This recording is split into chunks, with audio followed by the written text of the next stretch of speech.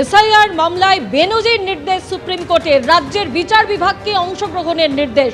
Supreme court আজ যে নির্দেশ দিয়েছে তাতে বলেছে যে জুডিশিয়াল অফিসাররাই চূড়ান্ত সিদ্ধান্ত নেবেন এবং তারা পরামর্শ নিতে পারবেন অবসরপ্রাপ্ত বিচারপতিদের কাছ থেকে, এবং এই জুডিশিয়াল অফিসারদের সিদ্ধান্তই চূড়ান্ত বলে বিবেচিত হবে।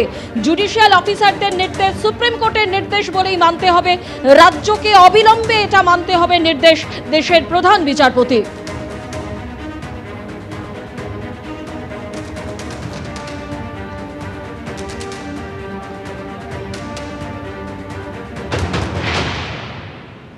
ভারতবর্ষের ইলেকটোরাল রিফর্মসের আজকে ইতিহাস তৈরি হলো।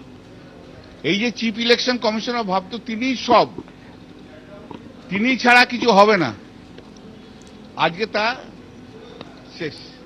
Chief justice of Calcutta high court তিনি জুডিশিয়াল অফিসার্স অ্যাপয়েন্ট করবেন ইন দি লেভেল অফ, মানে লেভেলটা হচ্ছে ডিস্ট্রিক্ট জাজ এবং অ্যাডিশনাল ডিস্ট্রিক্ট জাজের লেভেলে, এবং এক্স জুডিশিয়াল অফিসারদেরও অ্যাপয়েন্টমেন্ট করতে পারেন। তারা ডিসাইড করে নেবে যে এই ক্লেমগুলো কারেক্ট কি নট কারেক্ট। অতএব final decision will be taken by the judicial officers, যাদেরকে আজকে সুপ্রিম কোর্টের অর্ডারের মধ্যে দিয়ে দিল। সুপ্রিম কোর্ট কথাও বলেছে যে ভারতবর্ষের সংবিধানের মানুষের অধিকার হচ্ছে সবচেয়ে বড় অধিকার।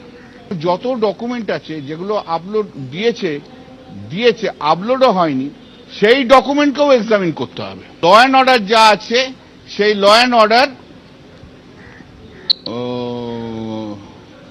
যাতে মেনটেন হয়, সেই ল অ্যান্ড অর্ডার দেখতে প্রতিটি এসপিকে বলেছে এই যে এক্সারসাইজটা যখন হবে তখন এসপি তার পুলিশ ফোর্স নিয়ে যা যা হেল্প করার করতে হবে। স্টেট গভর্নমেন্টকে সমস্ত ইনফ্রাস্ট্রাকচার দিতে হবে, যেখানে যেখানে এক্সারসাইজগুলো হবে সেখানে সেই এক্সারসাইজ। সাহিত্য জগতে নক্ষত্র পতন, প্রয়াত সাহিত্যিক শঙ্কর, তার বয়স হয়েছিল 92 বছর। বেশ কয়েকদিন ধরে বার্ধক্যজনিত অসুস্থতায় ভুগছিলেন তিনি। এই মুহূর্তে আপনারা দেখতে পাচ্ছেন যে হাসপাতালে তিনি ভর্তি ছিলেন, সেখান থেকে তার দেহ বের করে নিয়ে যাওয়া হচ্ছে, তার বাড়িতে তার দেহ নিয়ে যাওয়া হচ্ছে এবং তারপরেই তার শেষকৃত্য সম্পন্ন হবে। সরাসরি আমাদের প্রতিনিধি সন্দীপ সরকার আমাদের সঙ্গে রয়েছেন। সন্দীপ, আমরা দেখতে পাচ্ছি প্রয়াত সাহিত্যিকের দেহ হাসপাতাল থেকে বের করে তার বাড়িতে নিয়ে যাওয়া হচ্ছে, এবং এরপরে শেষকৃত্য কিভাবে হবে ঠিক কি জানতে পারছো? দেখো, রীতিমতো শোকস্তব্ধ রাজ্যের সাহিত্য জগৎ এবং তার অগণিত বাঙালি পাঠক। সেই সাহিত্যিক মণিশঙ্কর মুখোপাধ্যায়, তার নিথর দেহ পিয়ারলেস হাসপাতাল থেকে বের করা হচ্ছে। এখান থেকে তাকে বাড়িতে নিয়ে যাওয়া হবে, তার বন্ডেল রোডের বাড়িতে। বন্ডেল রোডের বাড়িতে 1-2 ঘন্টা তার দেহ শায়িত থাকবে। তার ভক্ত, গুণমুগ্ধ এবং যারা ঘনিষ্ঠরা রয়েছেন তাদের জন্য, এবং তারপর সেখান থেকে আজ সন্ধ্যাবেলা কেওড়াতলা মহাশ্মশানে নিয়ে যাওয়া হবে দেহ। সেখানেই শেষকৃত্য সম্পন্ন হবে। তুমি দেখতে পাবে যে এখানেও বহু মানুষ তারা এখানে রয়েছেন, প্রত্যেকের চোখে জল এবং অশ্রুসজল চোখেই তারা কিন্তু শেষ শ্রদ্ধা জানাচ্ছেন তাদের প্রিয় সাহিত্যিককে। গত 1-1.5 মাস ধরে তিনি ভুগছিলেন এবং প্রথমে তাকে পিয়ারলেস হাসপাতালে নিয়ে আসা হয়েছিল জানুয়ারি মাসের 15 তারিখ। জানুয়ারি মাসের 15 তারিখ তার কোমরের একটি অস্ত্রোপচার হয়। সেই অস্ত্রোপচারের জন্য তাকে আনা হয়েছিল। কয়েকদিন হাসপাতালে থাকার পর দিন 2-1-এর জন্য বাড়ি যেতে পেরেছিলেন, কেননা দিন 2-1 পরে আবারও তার শারীরিক অসুস্থতা বাড়ায় তাকে হাসপাতালে নিয়ে আসা হয়। গত 24শে জানুয়ারি সরস্বতী পুজোর পরের দিন আবারও তিনি দিন 2-1 হাসপাতালে ছিলেন, আবারও বাড়িতে যান, এবং তারপর যে এই ফেব্রুয়ারি মাসের 4 তারিখ হাসপাতালে ভর্তি হলেন, তারপর থেকে আর বাড়িতে ফেরা হলো না।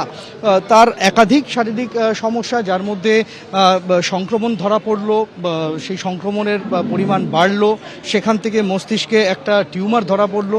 সব মিলিয়ে রীতিমতো কাহিল অবস্থায় ছিলেন তিনি। তবে পরিবারের সদস্যরা বা চিকিৎসকেরা কেউই চাননি তাকে ভেন্টিলেশনে দিতে। দিন 4 আগে তাকে আইটিইউতে স্থানান্তরিত করা হয়েছিল, সেখানেই তিনি সাপোর্ট সিস্টেমে ছিলেন, এবং সেখান থেকে আজকে দিন 4 হাসপাতালের আইটিইউতে থাকার পর আজকে বেলা 1:45 নাগাদ শেষ নিঃশ্বাস ত্যাগ করেন তিনি। এবং তারপর থেকে এই খবর ছড়িয়ে পড়ার পর বহু তার ভক্ত পাঠক তারা এখানে আসতে থাকেন, এবং আজই তাকে কেওড়াতলা মহাশ্মশানে নিয়ে যাওয়া হবে তার দেহ।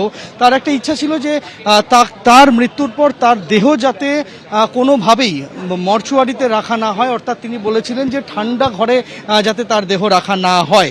তার দুই কন্যা, এক কন্যা লন্ডনে থাকেন, আরেক কন্যা আমেরিকায় থাকেন। তার বড় মেয়ে তিনি আমেরিকাবাসী, তিনি এখন নেই শহরে।